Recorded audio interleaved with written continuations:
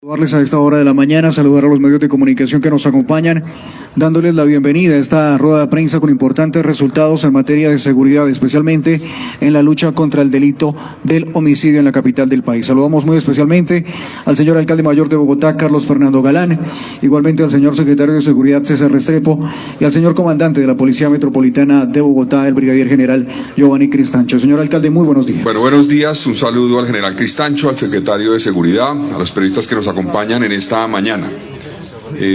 Está haciendo carrera un poco el cuento de que nosotros estamos dedicados solamente al metro y no hacemos más, nada más alejado de la realidad, y prueba de eso es los resultados que estamos entregando en seguridad y el trabajo constante que hace la Policía Metropolitana de Bogotá, que hace la Secretaría de Seguridad en compañía de la Fiscalía en Bogotá. Hoy queremos reportar un avance muy significativo en la lucha contra uno de los principales delitos que estamos enfrentando en nuestra ciudad, y es el delito de homicidio en Bogotá.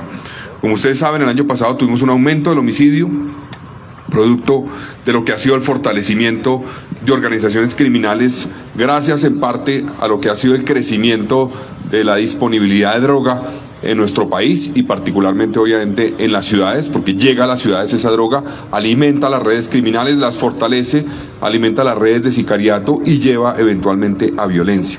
Entonces, este año estamos haciendo un esfuerzo para poder contener ese crecimiento que hubo en homicidio.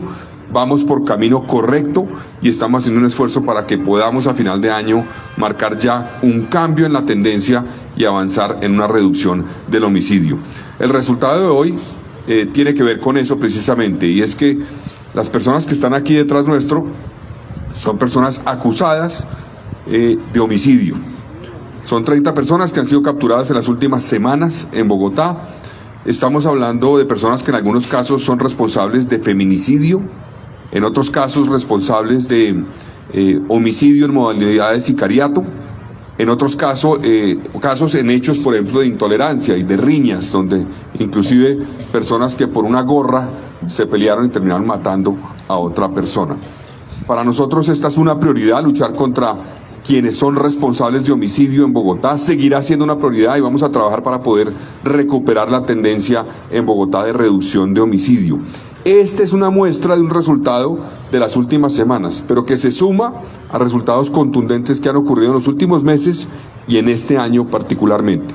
Llevamos más de 360 personas capturadas por homicidio este año en Bogotá.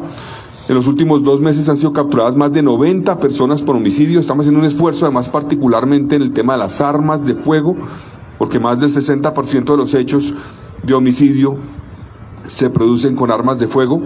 Se han incautado, el general ahorita nos dará el dato, pero en promedio al día 5 armas de fuego se han incautado en Bogotá, y estamos trabajando para poder sacar de ese mercado criminal esas armas que son la herramienta principal que utilizan los delincuentes para cometer estos delitos. Entonces, un agradecimiento a la SIJIN, al equipo de SIJIN, a la Policía Metropolitana, a todos los policías de Bogotá, a la Secretaría de Seguridad, a la Fiscalía, y el mensaje es que tenemos que mantener este esfuerzo. Vamos por buen camino en recuperar esa tendencia, pero tenemos que sostener ese esfuerzo todos los días, también priorizar aquellos casos donde ha habido un homicidio en un hecho de hurto, por ejemplo.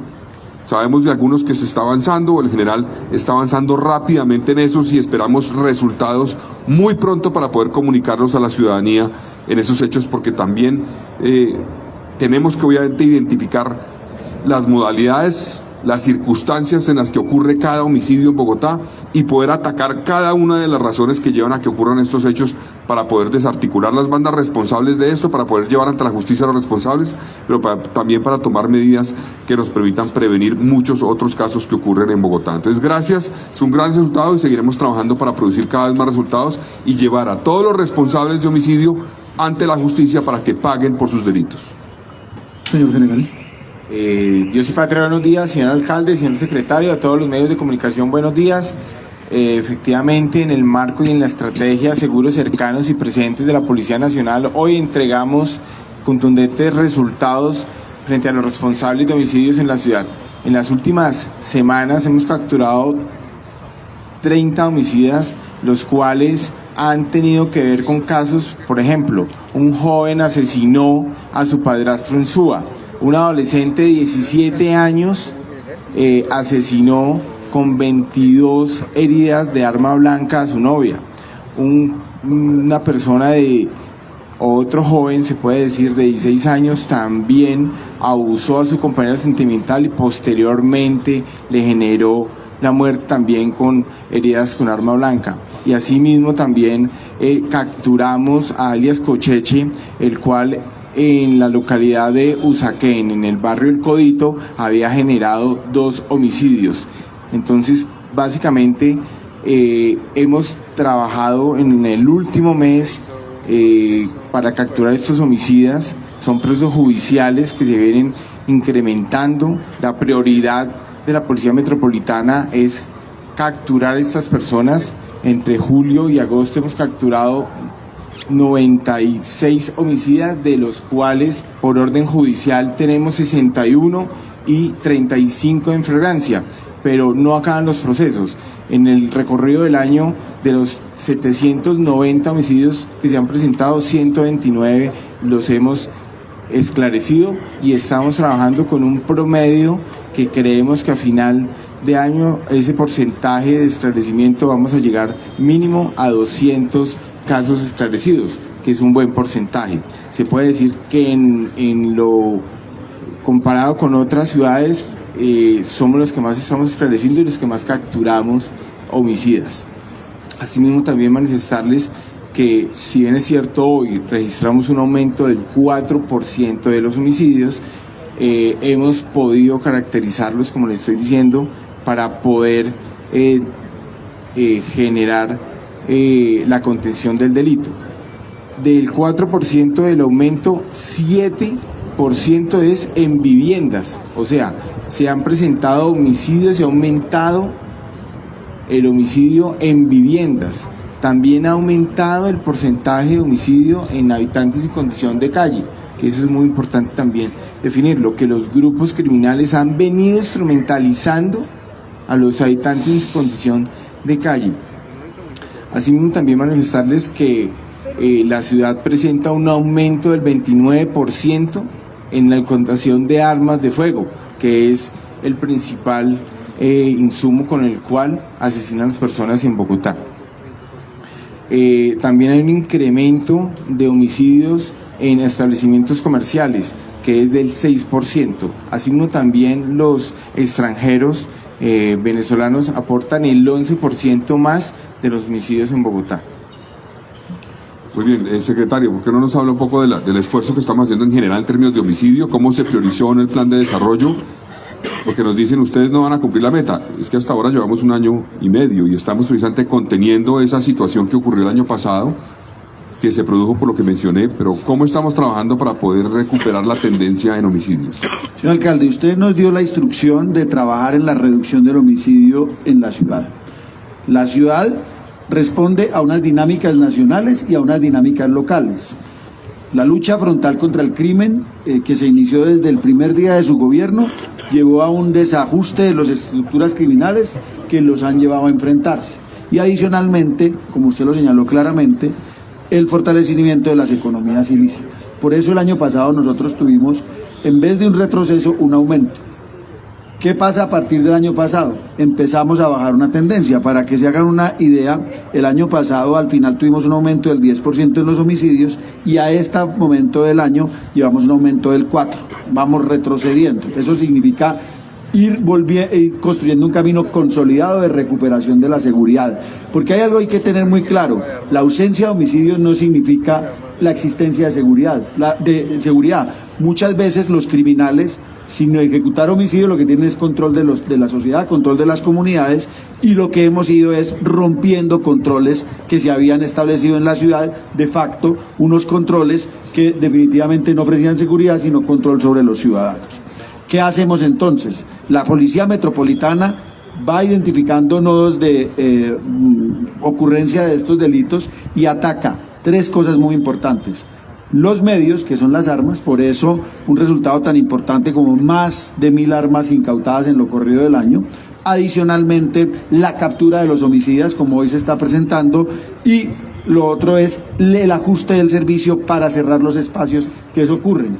Adicionalmente, en el trabajo que se hace con la Fiscalía y con la Secretaría de Seguridad, con la Fiscalía en la investigación y con la Secretaría de Seguridad en la contribución a la disminución de los delitos que se dan por lo que uno denominaría violencia social. Ese es el trabajo general. Hay algo muy importante, señor alcalde. En nuestro último Consejo de Seguridad analizamos, como usted recordará, las características del homicidio, como lo hacemos cada mes para poder ajustar nuestra estrategia y seguir con esta ruta de descenso. Una de las cosas que hablábamos con Medicina Legal es el importante número de casos de personas que fueron víctimas de homicidios de esto que llamamos violencia social, que estaban intoxicadas al momento de la ocurrencia de su muerte. Y cuando me denomino intoxicadas es alto consumo de sustancias psicoactivas, bien sea alcohol o bien sea drogas. El alcohol y las drogas en consumos abusivos representan un camino hacia la muerte por parte de violencia social, y es importante dejarle ese mensaje a la sociedad porque somos una sociedad intoxicada y nos negamos a entenderlo y nos negamos a reconocer el impacto que eso tiene en nuestra sociedad. Y termino con lo siguiente, señor alcalde. Somos criticados a veces porque nos pusimos una meta de 8 homicidios por 100.000 habitantes al final del gobierno. Esa me parece que es una crítica que es inentendible. Nadie pensaría que un gobierno que busca trabajar por la mejora de las condiciones de una ciudad ponga una meta que supere la anterior. Es decir, la meta que se puso en el gobierno anterior de homicidios en Bogotá era del 9.9%. Uno fijarse la misma meta pues significaría que no tiene aspiraciones, pero adicionalmente no ponerse una meta más ambiciosa pues significaría que no tiene un horizonte. Más inaceptable poner que la meta de nosotros era 15 o 16, porque es aceptar que voy a contribuir a los homicidios. No obstante, es una meta muy complicada, y es una meta muy complicada por una simple y llana razón: crecimiento de economías ilícitas, transformación de los contextos nacionales del que nosotros recibimos al que tenemos hoy en día, pero sobre todo al que había antes cuando empezó el descenso, porque el homicidio, y esto es fundamental a la hora de analizarlo, se tiene que ver en un horizonte de 10 años, y ahí es donde uno entiende realmente qué es lo que pasa.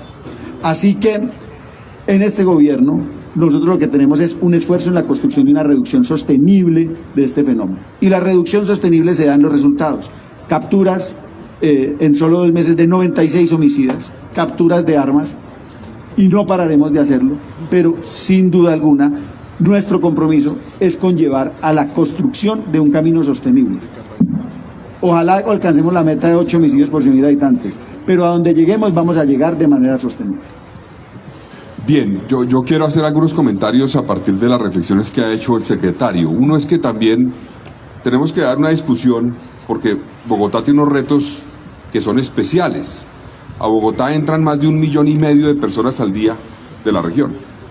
Entonces, en la práctica, esta ciudad que decimos que es una ciudad de 8 millones de habitantes, tiene realmente durante el día más de 9 millones de habitantes. Entonces, eso es una discusión sobre el tema también de la tasa, porque la tasa es calculada sobre 8 millones de habitantes, pero en la práctica a Bogotá entran de los municipios vecinos más de 1 millón de habitantes al día. Entonces, eso es una discusión que hay que dar por las implicaciones que tiene esto en términos de cifras. Segundo, en términos de capacidades, y yo lo he dicho insistentemente, Bogotá tiene hoy entre 3 y 4 mil policías menos que los que tenía hace unos 10 años. Es decir, tenemos más de 1 millón de habitantes más, entre 3 y 4 mil policías menos hoy. Entonces, la policía hoy tiene, digamos, una tarea mucho más compleja, inclusive porque tiene que enfrentar, obviamente, una mayor población, mayores retos en territorio por cuenta de lo que ha sido el crecimiento de la población y también lo que implica la llegada de más de 1 millón de personas al día a la ciudad.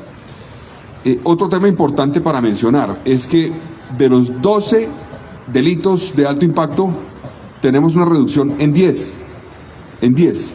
Ahora, nos pueden decir, usted está diciendo que no hay problemas de seguridad. No estoy diciendo eso. Claro que hay problemas de seguridad y los estamos enfrentando. Claro que hay hechos de inseguridad que ocurren en Bogotá y que ustedes los ven, ustedes los publican, las redes sociales los publican. Claro que ocurren todos los días.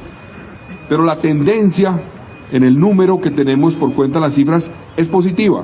Y tenemos que seguir trabajando para que se mantenga esa tendencia. No implica eso decir que mañana no va a haber delitos en Bogotá. No, infortunadamente no podemos lograrlo de la noche a la mañana. Es un proceso.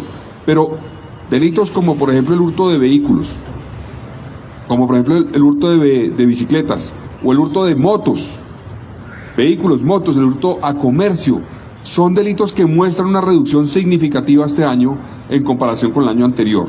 Vehículos solamente 35% más o menos menos que el año anterior. Y esos son delitos que no tienen subregistro de denuncia.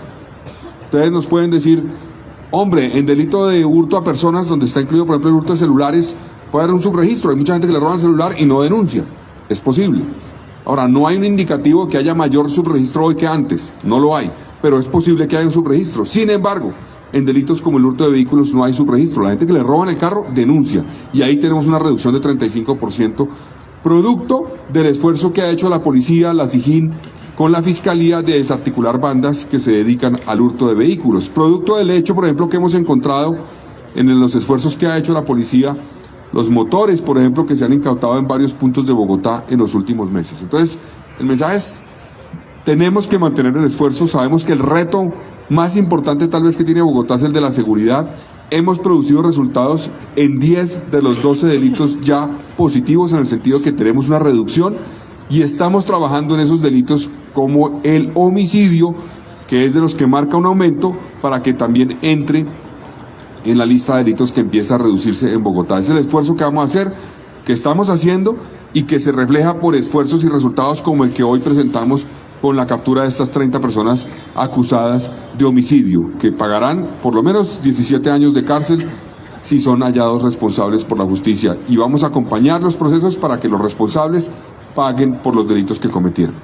Señor alcalde, si usted me permite una última cosa. La lucha contra el delito ya ampliado y la lucha contra el crimen requiere una reflexión nacional sobre las normas que hoy soportan ese trabajo de la Policía Nacional.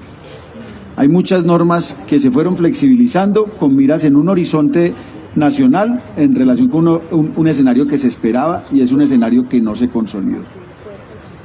Y la policía trabaja mucho, muy fuerte y con unos recursos limitados. Necesitamos reflexionar como nación acerca de las normas que contribuyen a debilitar el delito. En el caso, por ejemplo, de los sindicatos, que son lugares, los sindicatos, estos lugares de comercio nocturno. Que se hacen pasar por sindicatos. Sí, señor. En esos lugares hay unas integraciones de actividades criminales que tienen barreras en la ley que hace que la policía no pueda neutralizarlos de manera definitiva.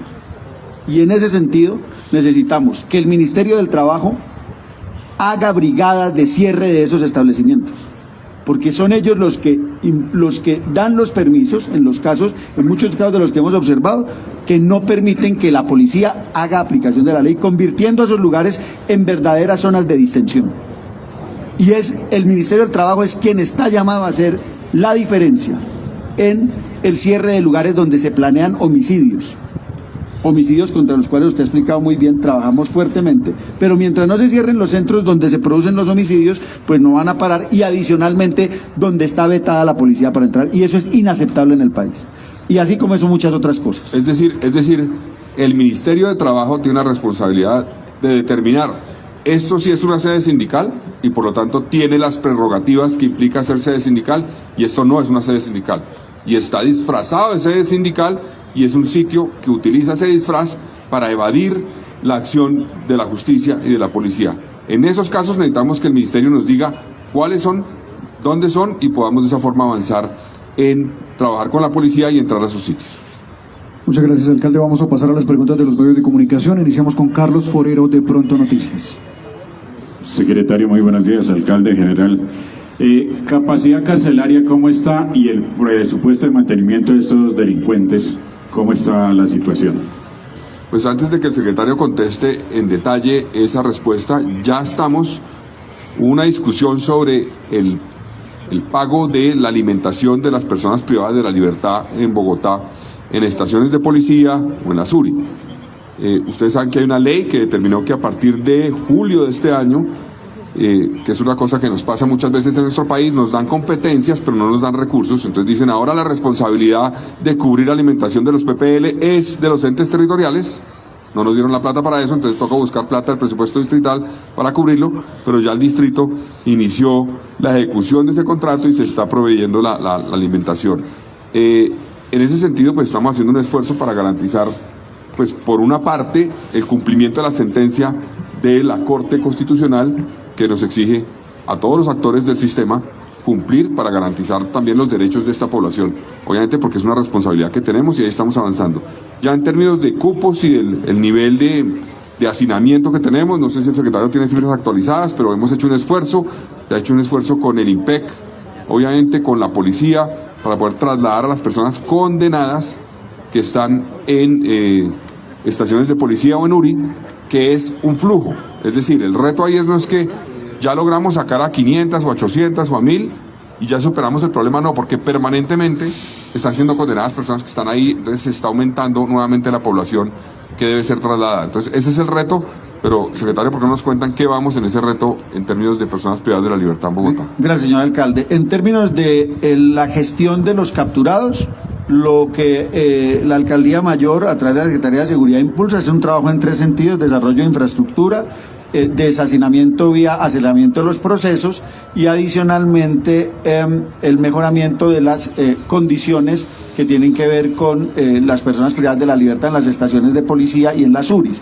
No hay que recordar que ese hacinamiento se produjo por el cierre de las cárceles en la pandemia y eso generó un trancón que después de desatrancarlo ha sido mucho más difícil, entre otras cosas porque la infraestructura carcelaria del nivel nacional no ha evolucionado en los últimos años en relación con las demandas de este ejercicio de capturas. Entonces, en ese trabajo, la Policía Metropolitana tiene una comunicación con el IMPEC permanentemente y la Secretaría de Seguridad para poder trasladar a los establecimientos del nivel nacional quienes corresponden, que son los condenados y algunos sindicados de peligrosidad especial. Ya en lo que tiene que ver con la ciudad, la cárcel distrital está en cero hacinamiento. Esa es una de las condiciones particulares de la cárcel que depende del distrito, es que no sea hacinada. Y adicionalmente avanzamos en el desarrollo de infraestructura carcelaria. El desarrollo de la infraestructura carcelaria tiene unos desafíos muy grandes en Colombia. Por eso nosotros en la cárcel distrital que el señor alcalde se comprometió con la ciudad y que está en desarrollo, estamos justo en el proceso de estructuración de el proyecto y adicionalmente de salir a la contratación, y aquí hay que tener mucho cuidado en lo siguiente: estamos haciendo un proyecto que sea lo suficientemente sólido para que no tenga problemas en el futuro. Uno de los problemas más grandes que hemos tenido que enfrentar es resolver problemas del pasado en términos de eso. Diseños que no corresponden a la norma técnica, diseños que se quedan cortos en lo que exige la ley en relación con el tratamiento de los privados por la libertad. Entonces, en esto nosotros estamos tomándonos todo el cuidado para que una vez sea contratada la cárcel se construya en el menor tiempo posible y tenga los estándares y las necesidades que corresponden a lo que demanda. Y adicionalmente, lo que señala el alcalde sobre la manutención de los privados de la libertad, que tienen un costo relativo en términos de alimentación de un poco más de 30.000 pesos al día, y adicionalmente la ciudad tiene que pagar la salud de las personas que están privadas de la libertad y apoyar en la logística en lo que tiene que ver con la Policía Metropolitana. Sin lugar a dudas, este es un desafío grande, no solo para Bogotá, para todas las ciudades del país, pero nosotros estamos avanzando en la construcción de una salida sostenible y de una salida que dé tranquilidad hacia el futuro.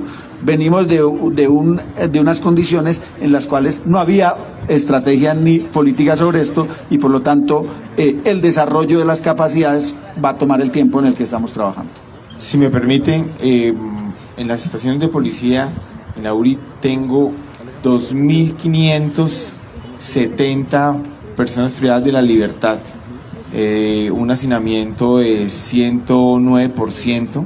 Esto implica 400 policías que tienen que generar la custodia de estas personas, que prácticamente son 400 policías que no están generando un servicio de policía como lo necesita la comunidad en la calle por estar custodiando a estas personas. Continuamos con Camilo Cruz de Minuto 60. Buenos días. Rápidamente, alcalde, secretario general. Hace un mes Bogotá se consternó por dos crímenes: primero, la tortura y asesinato de un joven en Los Laches, y segundo, el asesinato de un hincha en el Movistar Arena. Quisiera preguntarles qué ha pasado con estas investigaciones, porque las familias de las víctimas han reclamado que no ha habido ni siquiera el ofrecimiento de una recompensa para lograr ubicar tanto a los homicidas del joven Harold Aroca, que quedaron registrados en un video de seguridad intimidándolo con un arma y en el momento de su secuestro, y del hincha que fue asesinado a las afueras del Movistar Arena. Y le preguntaría al secretario general, con lo sucedido en el Movistar Arena, ¿qué ha pasado con las investigaciones? Personas utilizando armas blancas, una riña, no ha habido detenidos, ¿va a haber algún tipo de investigación y evolución sobre ese hecho? Gracias. Bueno, primero que todo, en el caso de Harold, la Fiscalía General de la Nación, el Cuerpo Técnico de Investigación, CTI, lleva los actos urgentes, ya la investigación. La Policía Nacional ha ayudado, ha integrado la investigación, pero es una investigación que ya tiene unos avances que son materia son reserva del sumario, no va a la investigación y seguramente pronto se darán unos resultados. Y la investigación tiene sus tiempos, están recolectando elementos materiales probatorios, asimismo evidencias físicas, tomando declaraciones y testimonios para poder dar con el paradero de las personas, pero va por buen camino.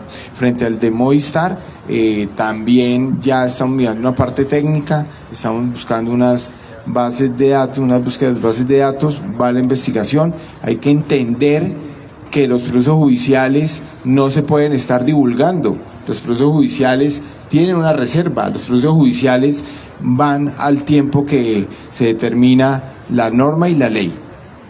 Ahí yo le agrego, no sé si el secretario quiere también, uno es, yo hablé con la madre de Harold y me comprometí a que este es uno de los casos prioritarios que tenemos que llegar a los responsables para determinar quiénes fueron los que asesinaron a Harold y llevarlos ante la justicia. Es un compromiso que tenemos. Yo hablé directamente con ella. Y en el segundo caso también le he pedido a la Secretaría de Seguridad, a la Policía, y en coordinación con Secretaría de Gobierno, que tiene contacto también con algunos actores relevantes en lo que ocurrió esa noche alrededor del Movistar Arena y dentro del Movistar Arena, priorizar este caso para llegar a esclarecer el hecho de la muerte del hincha de Santa Fe. Sin lugar a dudas es una prioridad para nosotros esclarecer y la responsabilidad eventualmente determinarla por la justicia. Esos dos casos son prioritarios, estamos avanzando y como dice el general, pues tenemos que ser, digamos, respetuosos de la reserva que hace parte de las investigaciones, pero lo que puedo decir es que son casos que no hemos olvidado, que no vamos a olvidar y que vamos a llevar ante la justicia a los responsables. A veces la gente cree que no se está trabajando, que no es de interés de los diferentes organismos los temas que van ocurriendo. En realidad es que ninguna investigación va a llegar a un éxito si cada 10 minutos salgo a contar o sale el general a contar cuál fue el nuevo elemento que recolecta. En el caso particular de el Movistar, esto tiene una investigación que tiene que ver también con elementos de movilidad. Somos varias instituciones las que hemos estado involucradas en recolección de información, en análisis del lugar, en la comprensión de los factores que habían en ese entorno para poder llegar al responsable.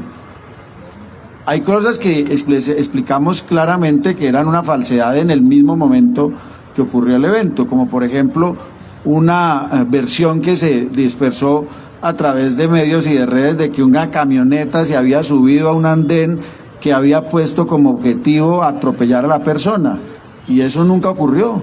La persona perdió la vida a partir de un impacto con un automóvil en una malla vial, en la calle. Y eso da unas particularidades especiales a la investigación que hay que tener. Yo puedo asegurarles que todas las entidades del distrito trabajamos para llegar a las conclusiones correspondientes y aplicación de la ley en cada uno de esos casos. Es la orden del señor alcalde y adicionalmente pues es nuestra función que nos da la ley. Pero no estar armando una comunicación amplia y detallada permanentemente sobre estos casos no significa que no trabaje, sino por el contrario significa que se cuida la posibilidad de alcanzar a resolver el caso. En esto el cuidado es muy importante. porque cada detalle que se da es una alerta para el responsable, cada detalle que se da es una posibilidad de borrar un rastro o de cambiar el curso de las cosas. Y culturalmente no hemos entendido eso en general, pero para nosotros sí es muy importante llegar a los resultados. Y mire, ha pasado en muchos casos, como después de un tiempo, cuando mucha gente nos señaló que no hacíamos nada, traemos el responsable de lo que había ocurrido. Lo han visto a lo largo de estos 21 meses. Así que yo entiendo la ansiedad por tener una solución inmediata, pero finalmente en muchos eventos criminales lo que se requiere es una investigación sólida, incluso para que al momento cuando hay la captura y se lleve ante el juez de garantías, la captura no se caiga. Lorena Torres de City TV. Buenos días, alcalde, secretario, comandante. Hay varias preguntas y las voy a hacer muy rápidamente. Y quiero empezar por las estrategias que tiene el distrito frente a estas capturas. Varias de ellas corresponden a violencia intrafamiliar y también a problemas por intolerancia. Pero además de eso también quiero cambiarle un poquito el tema, alcalde, porque le quiero preguntar sobre el tema de las alcaldías locales y las renuncias protocolarias. Ya se aceptaron las de Fontibón y también las de Chapinero, que sigue frente a las reuniones porque hay un poco de incertidumbre. Y para terminar también le quiero preguntar sobre el tema de los Siembera, el retorno, lo que se tiene pensado frente a temas logísticos y si tienen datos de cuánto puede costar el arreglo en la UPI de La Rioja.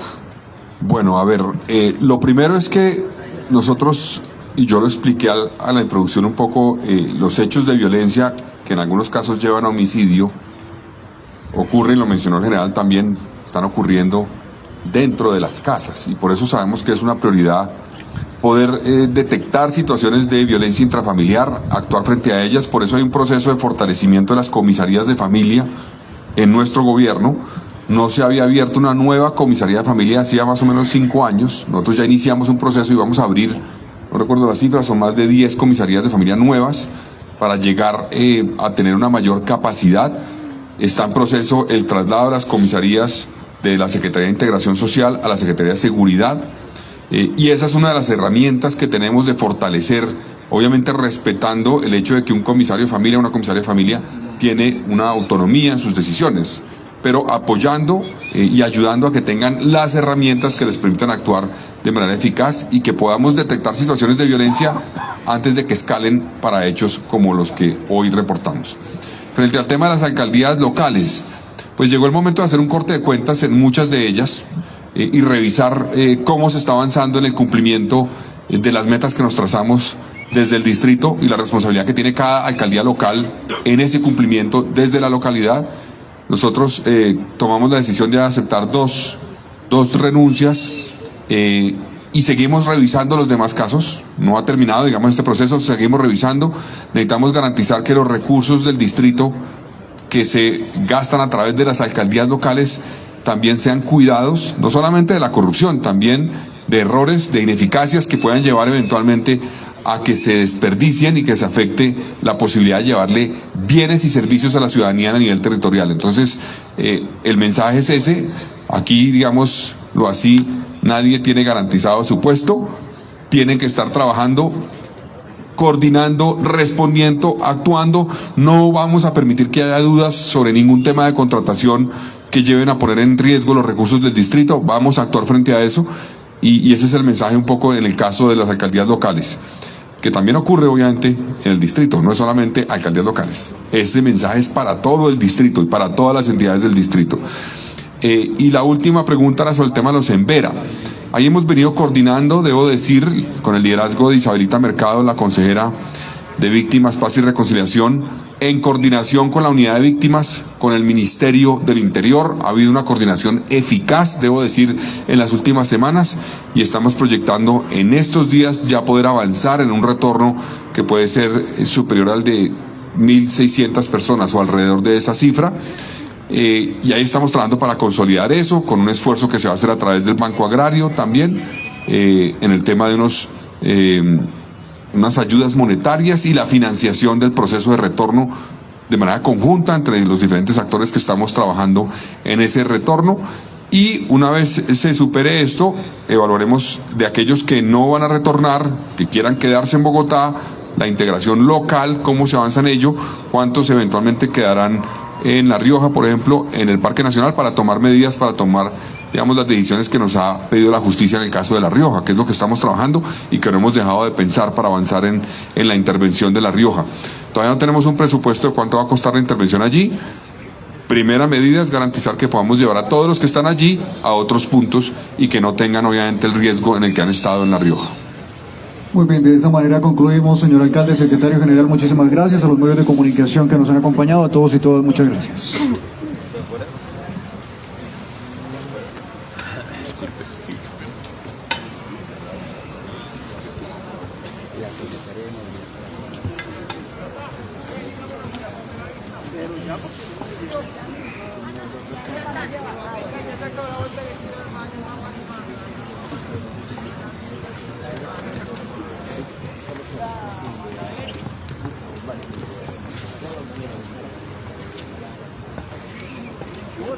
Vamos, tranquilo.